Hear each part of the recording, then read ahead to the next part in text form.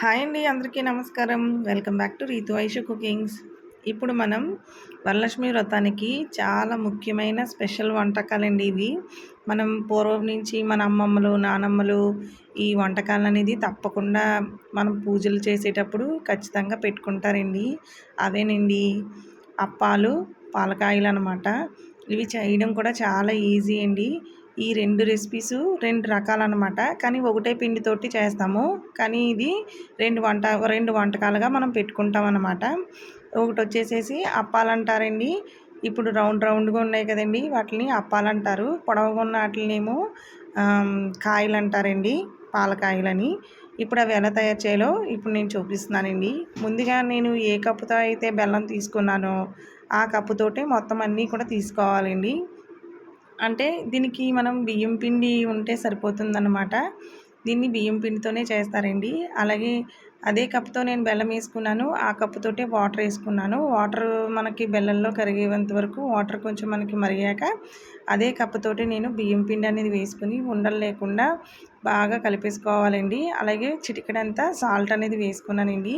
ఇది నేను stove off చేసేసుకొని మనం చక్కగా చల్లారిపోయాక మనకి ఉండలు లేకుండా వచ్చేస్తుందండి. ఇప్పుడు దీన్ని మనం చేత్తో మనకు కొంచెం చల్లారాక బాగా మనం ఒకసారి పిండి అంతటిని కూడా ఉండలు లేకుండా మనం చేత్తో ఇలా మసాజ్‌లాగా చపాతీ పిండిలాగా చేసేసుకోవాలండి. ఈ పిండి అనేది పలచగా ఉండకూడదు. అలాగని మరీ గట్టిగా కూడా ఉండకూడదండి. కొంచెం చేతులకి మనం కొంచెం ఆయిల్ అప్లై చేసుకొని మీరు ఏ సైజులో అప్పాలు కావాలో ఆ సైజులో మీరు ఉండలు చేసుకుని ఇలా బొటన వేలుతో కానీ చూపుడు వేలుతో కానీ నేను వీడియోలో చూపిస్తున్నట్టుగా అలా ప్రెస్ చేసుకుంటే సరిపోతుందండి. వీటిని మనం 9 అయినా పెట్టుకోవచ్చండి, లేదంటే 11 అయినా పెట్టుకోవచ్చు. అంటే 9 పాలకాయలు, 9 అప్పాలు పెట్టుకుంటారనమాట. లేదంటే ఒక్కొక్కరి ఇంట్లో 11 అప్పాలు, 11 పాలకాయలు అనేది పెట్టుకుంటారండి.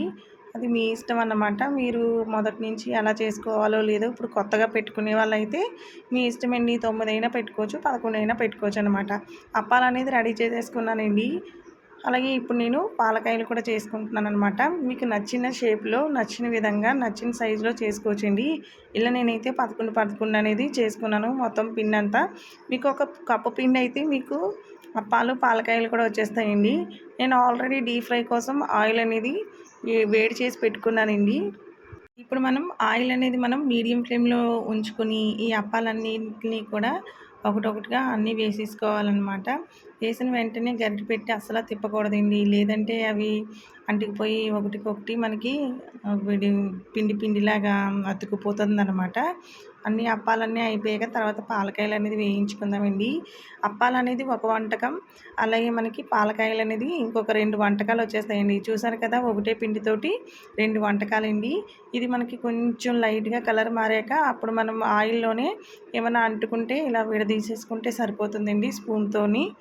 చూసారు కదా, ఎంత చక్కగా చాలా సింపుల్‌గా మంచి ట్రెడిషనల్ వంట అండి ఇవి. ఈ 2 వంటలు కూడా అమ్మవారికి చాలా ప్రీతికరమైన ఈ వంటలండి. మీరు కూడా తప్పకుండా అయితే ఈ రెసిపీస్‌ని చేసుకుని ఈ శ్రావణ మాసంలో అమ్మవారికి నైవేద్యంగా పెట్టండి. ఇప్పుడు నేను అప్పాలనేది తీసేసుకున్నాను కదండీ! సేమ్ మళ్ళీ అదే ఆయిల్‌లో పాలకాయలు కూడా వేసేసుకున్నానండి. ఇది చేయడం అనేది చాలా ఈజీ. చూసారు కదా, చాలా సింపుల్‌గా కూడా అయిపోయింది. ఇవి మనం తినడానికి కూడా చాలా బాగుంటాయండి. ఎందుకంటే ఇది మనం బెల్లం పాకంతో పెట్టుకున్నాం కాబట్టి మనం పూజ అయిపోయాక తింటే చాలా టేస్ట్‌గా కూడా ఉంటాయండి.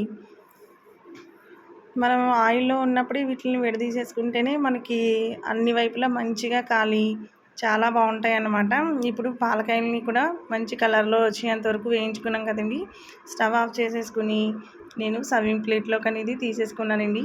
చూసారు కదండీ, ఈ సాంప్రదాయమైన వంటకాలు 2 ఈ శ్రావణ మాసంలో అమ్మవారికి నైవేద్యంగా పెట్టి చాలా సింపుల్‌గా చాలా తక్కువ టైంలోనే చేసేసుకోవచ్చండి. ఇప్పుడు నేను 4, 5 వంటకాలనేది చూపించాను కదండీ! తప్పకుండా ఈ రెసిపీస్‌ని మీరు కూడా ట్రై చేసి అమ్మవారికి నైవేద్యంగా పెట్టండి. ఈ వీడియో గనక మీకు నచ్చినట్లయితే ప్లీజ్ లైక్ చేయండి, షేర్ చేయండి. ఇంకా ఇలాంటి టేస్టీ రెసిపీస్ కోసం నా ఛానల్‌ని అయితే ప్లీజ్ సబ్స్క్రైబ్ చేసుకోండి.